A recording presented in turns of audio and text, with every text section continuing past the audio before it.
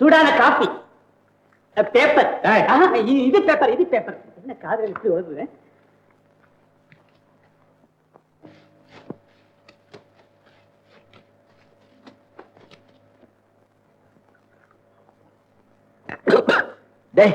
என்னடா தொந்தரவு? அதுக்கு இப்ப என்ன அவசரம்? காலையில இந்த வீட்டையும் கூட்டையும் சுத்தப்படுத்துது சார்.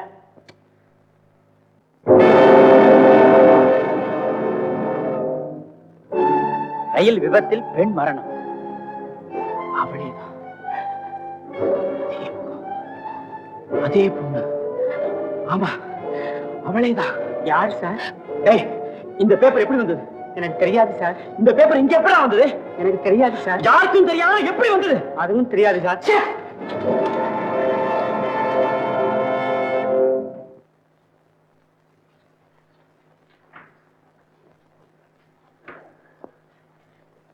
சார், சார், யார் நீ? என்ன வேணும்? எங்க வந்து?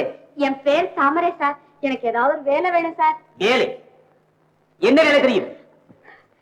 இட்லிக்கு மாவரைப்பேன் சார், துணி துவைப்பேன், பாத்திரமெல்லாம் விளக்குவேன் சார். அதுக்கெல்லாம் மிஷின் இருக்கு. வேற வேலை தெரியுமா?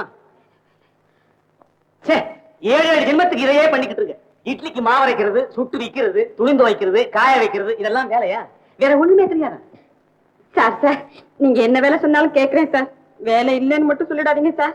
வயசான எங்க அப்பாவை நான் தான் சார் காப்பாத்தணும். ஐயோ பாவம், உன்னை பார்க்க ரொம்ப பரிதாபமா இருக்கு. ஒய்ஃப் வேலை இருக்கு, பரவாயில்லையா? ஒய்ஃபா? ஏன் ஒய்ஃப்னா என்ன? இது டாக்டர் வீடு. டாக்டருக்கு நர்ஸுக்கு எடுபடி வேலை பண்றது. அதுக்கு பேரு மிட் ஒய்ஃப். ஓஹோ, நீ எந்த ஒய்ஃப் நினைச்ச? கல்யாணம் பண்ணி கூட்டிட்டு வராங்களே ரியல் ஒய்ஃப், அதுன்னு நினைச்சியா?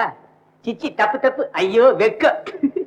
விலைவாசி விக்கிற நிலையில தனியாவே காலம் தள்ள முடியல, எதுக்கு ஒய்ஃப்? என்ன சார் சொல்றீங்க? ஒண்ணு இல்ல, உனக்கு அப்பா இருக்கா? அப்பா இருக்கார் சார். பாக்குறதுக்கு எப்படி இருப்பாரு?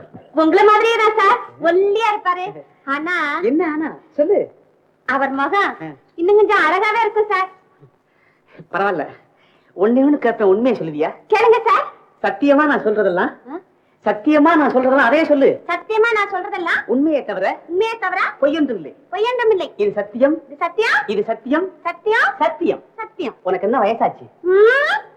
என்ன சொல்லு? 17 சார். சத்தியம் இருக்கே, உண்மையை சொல்லு. 17 தான் சார். என்னை விட கம்மிதான். ஒரு கேள்வி கேட்க மறந்துட்டேன், உனக்கு கல்யாணம் ஆயிடுச்சா? என்ன இல்ல சார். பரவாயில்ல. உங்க வீடு எங்க இருக்கு? பக்கத்துல தான் சார். பக்கத்துலயா? நான் இங்க நின்னு பார்த்தா நீ நிக்கிறது தெரியுமா? ஓ, நல்லா தெரியுமே. இன்னைக்கு கூட நான் அங்க இருந்து உங்களை பார்த்துட்டு தான் சார் வந்தேன். நீ முதல்ல பாத்துட்டியா? முந்திட்ட சார். எப்படியாவது என்ன வேலையில சேர்த்துக்குங்க சார். சாகுற வரைக்கும் நான் உங்களை மறக்கவே மாட்டேன் சார். சேர்த்து விட்டுறேன். சாகுற வரைக்கும் நான் ஒண்ணு மறக்க முடியாதபடி ஏதாவது பண்ணிட்டு போயிடாத. மாதவா, எஜமானி அம்மா கூப்பிடுறாங்க. நீ நாளைக்கு வா, எல்லாம் நான் பாத்துக்கிறேன். எஜமானி அம்மாவா? எடுமுடி. இருக்கட்டும் இருக்கட்டும், வேலையில சேர்ந்துக்குவோம், அப்புறமா பேசிக்கலாம்.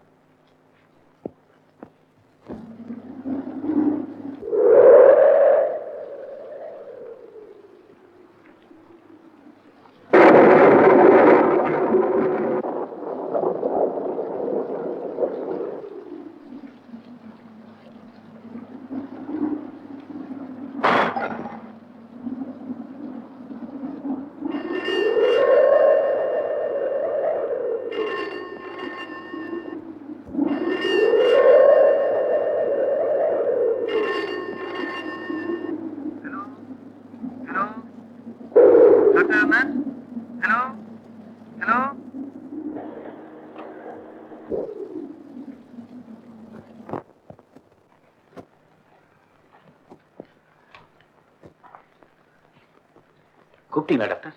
எஸ், நேற்று ராத்திரி ஹாஸ்பிட்டல் இருந்து போன் பண்ணேன். ரிசீவர் எடுத்த, பதில் பேசாம வச்சுட்டியே. ஏன்? அப்பா, நீங்க தான் போன் செஞ்சீங்களா? அப்கோர்ஸ். நான் வேற யாரும் போன் பண்ணாங்கன்னு நினைச்சேன். What is this? ராத்திரி உன் பேஷண்ட் ரொம்ப சீரியஸ் ஆயிடுச்சு, நான் போய் காப்பாத்தலாம், அவன் செத்துருப்பான். இந்நேரம் நீ கோர்ட்டுக்கு போயிருக்கணும். இதெல்லாம் என்ன? ஒண்ணுமில்ல சார், நேத்து நான் ஏதோ குழப்பத்துல இருந்துட்டேன். நீ குழப்பத்துல இருந்து மத்தவங்களையும் குழப்பிக்கிட்டு வர்ற. நீ எதையோ என்கிட்ட இருந்து மறைக்கிற. அதெல்லாம் ஒண்ணு இல்ல சார், கொஞ்ச நாளா சரியா தூங்காம. இந்த சமாதானம் எனக்கு தேவையில்லை. உன்னைய நீயே ஏமாத்திக்கிற. வீணான கற்பனையால உன் வாழ்க்கையை நீயே பாழ்படுத்திக்கிற. நான் என்னதான் சார் செய்யறது? ஆனந்த், ரமா உனக்கு கொஞ்ச நாளா தான் தெரியும். அவ மரணத்தால நீ படுற வேதனையும் எனக்கு தெரியுது. ஆனா உன்னை பெற்ற தாயார் படுற கவலைய உன்னை தவிர வேறு யாரால தீர்க்க முடியும்? சின்ன வயசுல இருந்தே உன்னை எனக்கு நல்லா தெரியும்.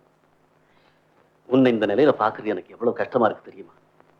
என் பேச்ச கேளு, நீ கல்யாணத்தை செய்துக்க. கல்யாணமா? ஆமா ஆனந்த், உன் தாயாரின் கவலையும் தீரும், எனக்கு அதுதான் திருப்தி.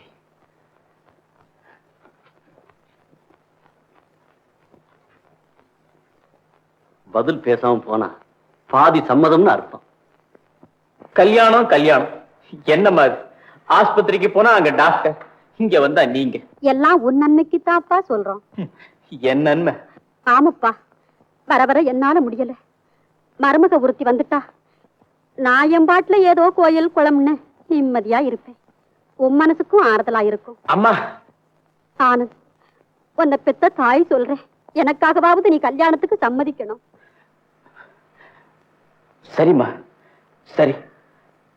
என் மனசுக்கு ஆறுதல் கிடைக்கதோ இல்லையோ, உங்க மன நிம்மதிக்காகவாவது இந்த வீட்டுக்கு ஒரு மருமக வேணுங்கிறீங்களே, அதுக்காகவாவது நான் கல்யாணம் செய்துக்கிறேன். போதுமப்பா, அது போதும். பொண்ணு கூட. அம்மா, நான் எதை பத்தியும் கவலைப்படல. இதுதான் பொண்ணுன்னு சொல்லுங்க, அவ முகத்தை கூட பார்க்காம நான் தாலி கட்ட தயாரா இருக்கேன்.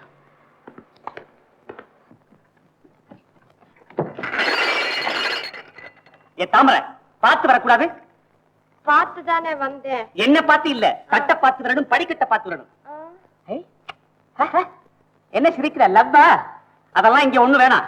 சினிமாவிலையும் கதையிலையும் தான் வேலைக்காரன் வேலைக்காரி லவ் பண்ணி கல்யாணம் பண்ணிக்கிறது. இந்த வீட்டை பொறுத்த வரைக்கும் வேலைக்காரி வேலைக்காரி தான், வேலைக்காரன் வேலைக்காரன் தான். இப்படி எல்லாம் வரும்னு தெரிஞ்சுதான் நான் தயாரா வச்சிருக்கேன். என்ன வச்சிருக்கேன்? Contract form. கான்ட்ராக்ட் ஃபார்மா? ஆமா, நானும் கையெழுத்து போட்டிருக்கேன், நீயும் கையெழுத்து போடு. ஐயோ, நான் எதையுமே படிக்காம கையெழுத்து போடக்கூடாதுன்னு எங்க அப்பா சொல்லியிருக்காரு. ஐயா, நான் படிக்கிறேன், நீ கையெழுத்து போடு. படிங்க. நிபந்தனை 1, நீ வருஷத்துல சரியா 11 மாசம் 29 நாள் தான் இந்த வீட்டுல வேலை செய்யணும். பாக்கி உள்ள ஒரு நாள் ஊரை சுத்தி விட்டு 2வது நாள் தான் வேலையில ஜாயின் ஆகணும். ஏன் இப்படி? Service cut. அப்படின்னா? அப்படி சர்வீஸ் கட் பண்ணலனா நீ யூனியன்ல சேருவேன், இன்கிரிமெண்ட் கேப்ப, போனஸ் கேப்ப, கொடுக்கலன்னா மறியல் பண்ணுவேன், கொடிய புடிச்சுக்கிட்டு உண்ணாவிரதம் இருப்பேன், ஒழிக ஒழிக அப்படின்னு கத்துவ. அதெல்லாம் இருக்கு. 11 மாசம் 29 நாள் தான். இஷ்டமா இல்லையா? என்ன சும்மா நிக்க? இஷ்டமா இல்லையா? இஷ்டம்டா. நிபந்தனை 2, இது ஒரு பெரிய பங்களா. அத பார்த்தாலே தெரியுது. இங்க அடிக்கடி விருந்தாளிங்க வந்துகிட்டே இருப்பாங்க. வரட்டும். வர்ற விருந்தாளிங்க பெரும்பாலும் சாப்பாட்டு வேலைக்கே கரெக்டா வருவாங்க. அப்படியே சாப்பிட்டு வந்திருந்தாலும் இங்க 2ஆம் தரம் சாப்பிடுவாங்க. சாப்பிடட்டும். ஏன்னா ஓசில கிடைக்குது இல்ல. அது சரி. சில சமயம் என்ன, பல சமயங்கள்ல வேலைக்காரங்களுக்காக எடுத்து வச்சிருக்கிற சாப்பாட்டையும் அவங்களே சாப்பிட்டுருவாங்க. அடப்பாவீங்களா. அந்த மாதிரி சமயத்துல உன் கோபத்தை பாத்திர பண்டங்கள்ல காமிக்க விடாது. நான் அப்படியெல்லாம் ஒண்ணும் செய்ய மாட்டேன். நீ செய்ய மாட்ட, எனக்கு தெரியும். இருந்தாலும் சொல்லி வைக்கிறேன், கேட்டுக்க. நிபந்தனை 3, சொல்லுங்க. புடவை துவைக்கும் போது புடவையை அடிச்சு கிழிச்சாரா அந்த புடவையை எஜமானியமா நமக்கு தருவாங்கன்னு அதை கிழிச்சிடப்படாது. ஏன்னா கிழிஞ்ச புடவையை ஒன்ன விட்டே தைக்க சொல்லி அதை அவங்களே கட்டினாலும் கட்டிக்குவாங்க. கட்டிக்கட்டும். நிபந்தனை 4, சாயங்காலம் வேலை முடிஞ்சு ஓம் பாட்டுக்கு வீட்டுக்கு போயிடப்படாது. வீட்டுக்கு போகாம இங்கேயே என் கூட இருக்கணும். இங்கேயே? உன் கூடவா? ஆமா. எங்க அப்பா? உங்க அப்பா உங்க வீட்டோட, நீ என் கூட இந்த வீட்டோட. என்ன நான் சொன்னதுக்கு அப்புறம் தான் வீட்டுக்கு போகணும். என்ன பேசாம இருக்கிற?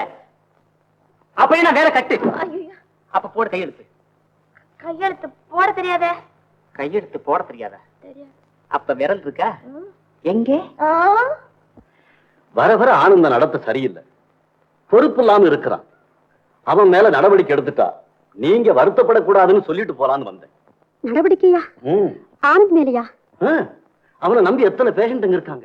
கொஞ்சம் கவன குறைவினால அவங்களுக்கு ஆபத்து ஏற்பட்டா உங்க மகன்தான பதில் சொல்லி ஆகணும். ஆமா, எப்படியாவது நீங்க தான் அவனுக்கு புத்தி சொல்லணும். நானா? அந்த கட்டம் தாண்டியாச்சு. வேற வழி ஒண்ணுமே இல்லையா? ஒரே ஒரு வழி இருக்கு. அவனை வீட்டோட நீங்க கட்டி போட்டுட்டீங்கன்னா எல்லாம் சரியா போயிடும். கட்டி போடுறதா? நாங்க காயம்பட்டா போடுறமே கட்டு, அந்த கட்டு இல்ல, இது வாழ்க்கையோட சேர்ந்த கட்டு. அதாவது கல்யாண கட்டு. அப்பாடி, நான் என்னமோன்னு நினைச்சு பயந்துட்டேன். நீங்க கல்யாணத்தை பத்தி சொல்றீங்க. 3 முடிச்சு போட்டா மூக்கணங்கயிறு போட்ட மாடு மாதிரி சொன்னபடி காப்பான்ல. உண்மைதாங்க. ஆனந்த் கல்யாணத்துக்கு சம்மதிப்பான்னு நான் கொஞ்சம் கூட எதிர்பார்க்கல. உங்க பேச்ச கேட்டு அவன் சம்மதிச்சிருக்கான். இந்த புண்ணியம் எல்லாம் உங்களுக்கு தான். இப்ப பாவ புண்ணியத்தை பத்தி பேசி பிரயோஜனம் இல்லை. ஆனந்துக்கு ஏற்ற விழா. அவன் தொழிலுக்கும் உதவியா இருக்கக்கூடிய ஒரு பெண்ணா பார்த்து. பொண்ணெல்லாம் பார்த்தாச்சுங்க. பொண்ணு பார்த்தாச்சா? ஆமாங்க, பேச்சுவார்த்தை கூட முடிஞ்சு போச்சு. பொண்ணு ஊர்ல என் தங்கச்சி வீட்டுக்கு பக்கத்துல தாயில்லாத பொண்ணு, மூக்கும் முழியுமா நல்லா இருக்கா. பொண்ணு வீட்டுக்காரரு கல்யாணத்தை சீக்கிரமா வச்சுக்கணும்னு துடிக்கிறாங்க. ரொம்ப சந்தோஷம். நான் வந்த வேலை முடிஞ்சது. நான் வர்றேன்.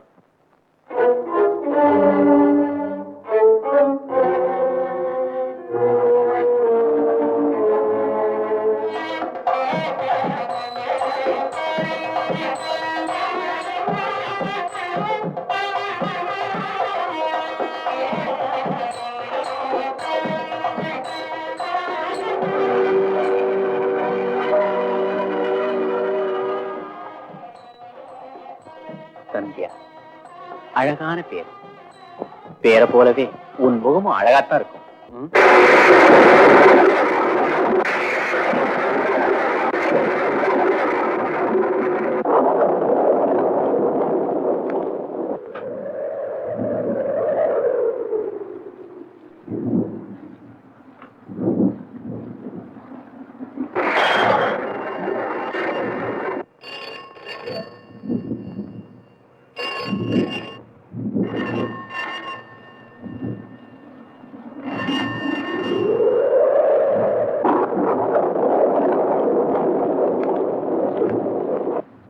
சூறாவளிக்கு என் வாழ்க்கைக்கும் ஏதோ சம்பந்தம் இருக்கத்தான் வேணும். இல்லாட்டா மறக்க முடியாத முதலிரவுல இந்த பேய் மழை எதுக்கு? சந்தியா, இளமையின் இனிய கனவுகளும் பூத்து குலுங்கும் கற்பனைகளும் நனவாகும் இந்த பொன்னான இரவை யாருமே மறக்க மாட்டாங்க. அதே போல என் வாழ்க்கையிலும் மறக்க முடியாத ஒரு இரவு இருக்கு. அன்னைக்கு நடந்த சம்பவம் என் மனசை விட்டு என்னைக்குமே அகலாது. ஒரு நாள் இரவு இதே போலத்தான் மழையும் மின்னலும் சூறாவளியுமா இருந்தது. பல ஆவிங்க ஒன்னா சேர்ந்து அலறா மாதிரி பேய் காத்து. மரங்களின் நிழல் பிசாச போல ஆடிக்கிட்டே இருந்தது. ஜன்னல் திற படபடத்தது. இங்க இருந்த கண்ணாடி டம்ளர் இதே மாதிரி கீழே விழுந்து நொறுங்கிடுச்சு. அப்போ டெலிபோன் மணி அடிச்சு. ஒரு நோயாளியை பார்க்க அவசரமா வரணும்னு தட்ட முடியாத கோரிக்கை. நானும் மறுக்க முடியாம புறப்பட்டேன்.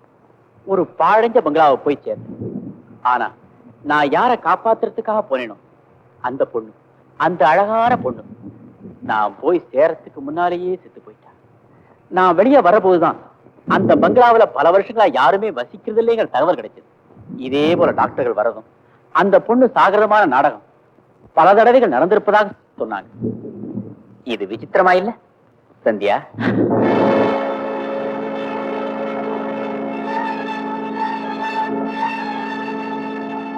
நீயா இங்கேயும் வந்துட்டியா?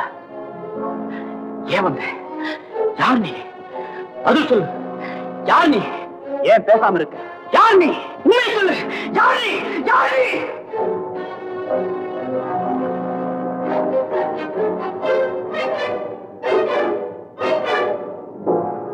என்னப்பா அது? என்ன நடந்தது? என்னங்க ஐயா? ஒண்ணு இல்லம்மா. என்னமோ சத்தம் போட்டு பேசிக்கிட்டு இருந்தியே. என்ன நானே திட்டிக்கிட்டு இருந்தேன். ஆனந்த். அம்மா, அவ யாரம்மா? யாரு? மருமகளையா கேக்குற? வீட்டுக்கு ஒரு மருமக வேணும் தேடி கொண்டு வந்தீங்களே, அவ யாருன்னு கேட்க. என்னப்பா சொல்ற? அவ யாருன்னு உங்களுக்கும் தெரியாது, எனக்கும் தெரியாது. கூடிய சீக்கிரம் தெரிஞ்சுக்கோ.